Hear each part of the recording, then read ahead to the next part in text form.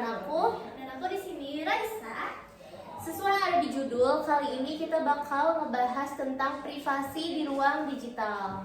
Dan pasti aja ya, kita nggak cuma berdua, pasti ada aja bintang tamunya. Silakan langsung perkenalkan diri aja. Halo Ikhlas, kenalin nama aku Sinta. Dan aku Najmi. Kita bakal jadi narasumber buat topik hari ini. Nah, suatu kehormatan bagi kita karena kita udah diundang ke acara kayak gitu ya. Bisa aja. Oh ya, dan by the way, pasti ada aja ya viewers di luar sana yang scroll media sosial sampai lupa wah. Betul. Termasuk viewers kita yang Kita juga nggak sih ya. Jujur aja sih. Tapi sama pembukaan kalian emang kita pakai kacamata gitu. Kalau kalian kita berdua minus ya, pakai kacamata minus gitu jadi. Sesuai slogan aja gitu, making minus to be plus. Kan? Berarti aku juga bisa dong. Bisa. Coba deh, ya. Mau nyoba nggak? Boleh. Coba caranya. making minus to be plus. Aku mau bisa sendiri. Gimana ini? Kacamata dulu. Kacamata. Ya. Oh my god, harus minus dulu gitu. Enggak dong kan? Oh, iya. Kacamata ya. Oh ya, buat gaya ya, sangat Buat gaya gitu. Buat bersantai. Terus tadi kan disinggung nih sama host kita ini, kalau ada aja yang suka scroll sosmed ke lupaan waktu gitu. Tuh. Tahu nggak sih kalau misalnya kayak lagi scroll atau like, comment, ya itu aktivitas di sosial media gitu bisa ngasih makan platform itu. Wow, serem juga ya kedengeran. Maksudnya ngasih makan itu apa sih? Ya kayak kalau ngasih makan tuh kalau kita lagi aktivitas di sosmed gitu bisa secara nggak langsung ngasih data seputar diri kita ke situ. Ya, betul tuh. Jadi platform seperti TikTok, Instagram, atau Google lah, itu mereka pakai data kita buat menjalani dan meningkatin pelayanan mereka sendiri. Tapi di situ tuh bukan cuma nama dan alamat kita yang diambil, tapi juga ada jejak digital kita. Emang gimana sih cara kayak platform yang tadi barusan disebut itu kayak ngambil data kita gitu? Nah, jadi kan data tuh dikumpulin. Nah, si data ini tuh diolah jadi bisa dimanfaatkan dengan tujuan untuk personalisasi konten lah. Jadi kita tuh misalnya nih buka TikTok. Nah, kita di situ cari video tentang masak misalnya. Nanti di beranda kalian tuh bakal terus muncul video Iya, betul. masak. Aku suka gitu sih ya. Ya, itu algoritmanya dari sananya. Bisa juga kayak kalau perusahaan mau nargetin iklannya gitu, jadi mereka tuh bisa tahu iklan mereka tuh yang relevan masuk ke konsumen yang mana gitu. Apalagi bisa juga buat ningkatin performa mereka, kayak jadi tahu kekurangan mereka tuh apa, terus yang disukain sama konsumen tuh apa. Jadi ternyata emang segampang itu data kita dimanfaatin. Jadi sebenarnya privasi di ruang digital itu perlu banget sih. Privasi digital, ngomongin privasi di ruang digital. Definisi privasi di ruang digital itu sendiri apa sih? Nah, untuk definisinya, privasi di ruang digital itu adalah cara kita atau seseorang lah yang mengatur informasi diri kita sendiri, itu informasi pribadi. Nah, contohnya nih di Instagram kan ada fitur close friend. Nah, di fitur itu tuh kita cuman ngebolehin yang boleh lihat tuh orang-orang yang kita percaya aja. Jadi gak semua orang bisa akses buat ngeliat, dan data kita tuh gak kesebar gitu aja gitu. Nah, itu bener banget. Jadi kalau misal diumpamain nih, anggap aja data kita tuh kayak dompet kita. Gak mungkin kan kita ngasih kayak dompet kita ke orang lain sembarangan gitu. Tapi bedanya ini tuh di dunia digital. Bisa aja kayak diambil secara kita nggak tahu gitu. Bisa juga sampai diperjualbeliin. Jadi kayak apa juga sih tujuan utama dari privasi di ruang digital itu tuh? Nah, jadi untuk tujuannya itu adalah tentu saja untuk melindungi privasi pribadi dari penyalahgunaan identitas lah. Jadi data kita tuh nggak sembarangan tersebar dan lain. Jadi seperti itu ya privasi di ruang digital ya. Iya bener banget, emang penting kalau kita menerapkan gitu privasi di ruang digital ini bisa meminimalisir tuh pencurian identitas kita. Jadi cara nerapinnya itu gimana? Apakah ribet? Susah kita lakuin? Atau gimana?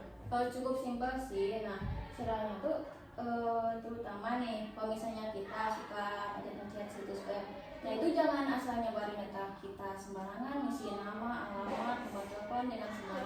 suka gitu gak? Waduh, itu apalagi situs pinjol. Jangan banget. Pinjol judol ya. Nah, terus kalau misalnya nih di aplikasinya tuh ada kalau izin aplikasi biasanya yang baru di-download. Nah, itu dipilah lagi. Kalau misalnya aplikasinya penting ya izinkan. Tapi kalau misalnya kayak main game doang kayak gitu itu lebih baik jangan sih. Nah, terus kalau misalnya password nih terutama buat yang mudah banget di password. Nah, tiba-tiba ada yang passwordnya itu 1 2 3 4 5. Nah, siapa itu gitu. Ada tanggal lahir gitu kan. Gampang banget ditebak ya. Iya, Gampang bobol gitu. Kayak dulu jujur aku juga sebenarnya dulu kayak pernah ngevote yang kayak gitu kayak Aku juga iya. sangat takut ya kalau misalnya tiba-tiba lupa masuknya lagi gimana. Iya kan. Iya, tapi ternyata ujung-ujungnya tetap lupa ya. Benar lagi tetap lupa. Nah kalau gitu sekarang aku udah sadar jadi password kita tuh kalau mau lebih gak gampang dibobol bisa dikombinasiin pakai huruf besar, kecil, angka sama simbol-simbol gitu.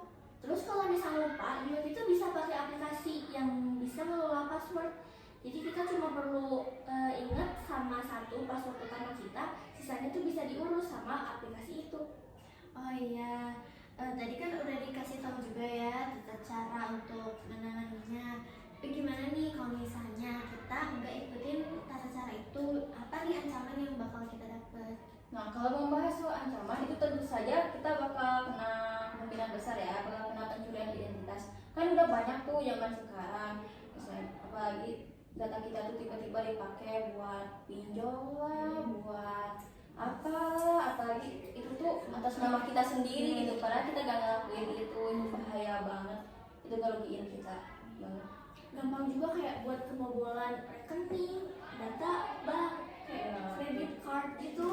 Masa tiba-tiba nanti ada transaksi yang kita nggak tahu tuh, terus tiba-tiba uang kalian sama bunga itu tiba-tiba hilang gitu ya. gitu. Ada nyangkut uang. Iya kan, rugi banget gak sih? Iya betul. Apalagi kalau soal penipuan, mereka tuh pasti bisa ngancam dengan mudah. Misalnya mereka tuh tahu nih riwayat belanja kita apa, uang kita di mana, kita lagi ngapain aja gitu. Informasi lainnya lah tentang diri kita sendiri. Nah mereka tuh kalau misalnya udah tahu itu bisa aja mereka ngancam, minta uang lah, minta apalah. Kalau nggak dikasih tuh pasti bakal ngancam, bakal nyebarin data kita.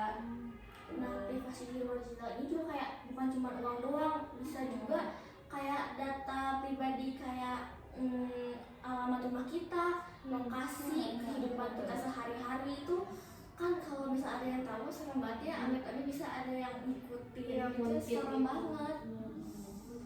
Tapi kayak bisa nyerang ke kesehatan mental Iya, juga bisa, fisik juga bisa jadi. kan ya dampaknya kan sebahaya itu ya. Tapi amit-amit banget udah terlanjur terjadi gitu, itu kira-kira ada gak penanganannya gimana?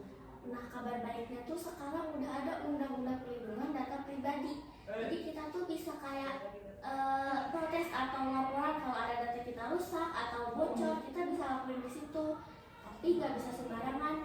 Itu juga ada kayak hak kita apa aja, kita harus tahu gimana cara kita lapornya atas dasar apa gitu. Intinya ya privasi digital itu penting banget. Cuman pasti ada aja ya orang yang nyepelin banget.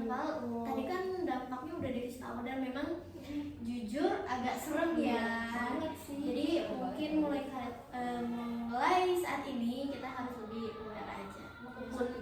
Walaupun udah ada ya UU perlindungan juga, tapi kan kata orang-orang lebih baik mencegah daripada mengobati. Iya, gitu ya. Terus be aware guys, ingat diri kalian sendiri dan orang-orang di sekitar kalian, jaga baik-baik ya. Yang buat kebaikan kalian sekitar Kita kita sendiri itu buat juga masa gitu. depan gitu. Oke. Ya udah mungkin segitu aja ya, materi kita kali ini udah cukup ringkas. Ya semoga materi kali ini bisa bermanfaat buat kalian, bisa jadi bekal kalian untuk kedepannya. Buat ya jaga diri kalian lah ya intinya. Kita juga mau ngasih terima kasih tentunya buat ya bintang tamu kita. Makasih udah mau datang ke sini, mau ngeluangin waktunya buat berbagi, sharing-sharing lah. Kita juga ngucapin terima kasih mas. Banget. Makasih Terima banget. kasih. Jadi kita tuh bisa diundang gitu, ada cara Podcast ini tuh kayak oh my ditontonin kali. Itu kan berarti kalian salah satu equals juga. Iya.